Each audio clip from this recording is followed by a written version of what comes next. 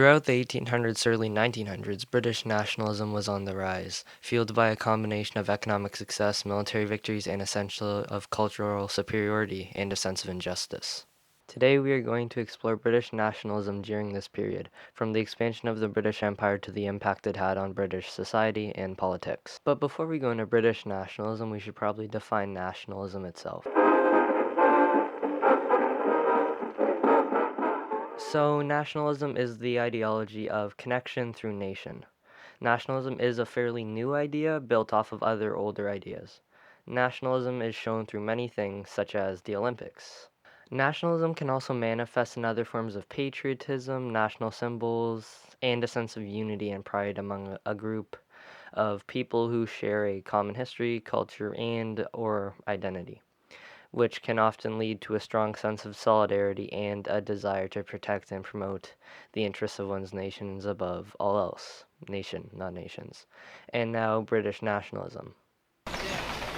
That was the coronation that began the era that the world now calls Edwardian.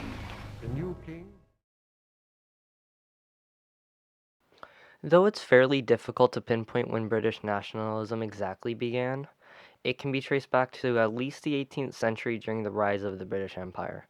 The sense of national identity was often spurred by the British press, who posted satirical cartoons of foreign countries and their monarchs, often depicting them as lazy, arrogant, or greedy. British nationalism really moved faster in the mid 18th century along with the Victorian era. Like the rest of Europe, Britain's nationalism was fueled by their education system, their military, and their sense of cultural dominance. The expansion of the British Empire during this time only further fueled the sense of national pride and superiority.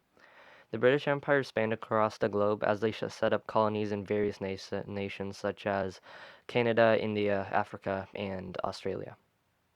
One key figure who contributed to Britain's various colonies was Joseph Chamberlain. His contributions to British colonialism included advocating for the expansion of the empire and promoting British interests overseas. Chamberlain served as the Secretary of State for the colonies in the late 19th century, where he played a key role in the creation of the colonies themselves. And Britain itself was going well. It had around 2 centuries of internal peace, though soon Britain wasn't as well, with a reason of that being how Victorian society was divided into a I can't pronounce that well, hierarchical system, with some examples being occupation, gender, religion, education, and race, which led to some of the first sites of British nationalists protesting being for equal rights for all citizens, regardless of their social standing in these hierarchical systems, leading to more of a divide in Britain, such as the right to vote for women or the push for better rights for workers. Some of the more significant leaders of these movements were Emmeline Pankhurst for women's rights and Thomas Spence for the workers. Then, to wrap up this video, what caused British nationalism? What were some of the consequences of British nationalism, both in pre-World War I and in the long term?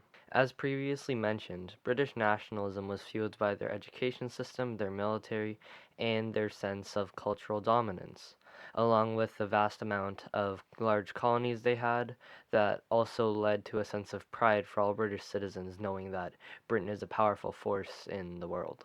A longer-term consequence of British nationalism is how, due to the colonies Britain set up in the various parts of the world, citizens of said parts such as Canada or Australia may have a particular distaste for Britain for stealing their land in the past. With another consequence of British nationalism being how, along with other European countries, British nationalism also contributed to World War I, which had a bunch of consequences itself, such as the large death toll of around 40 million. My one question for you after taking all of this in is, do you think British nationalism was ultimately a positive or a negative force in shaping British society and politics during this time period? Share your thoughts in the comments below, and thank you for watching.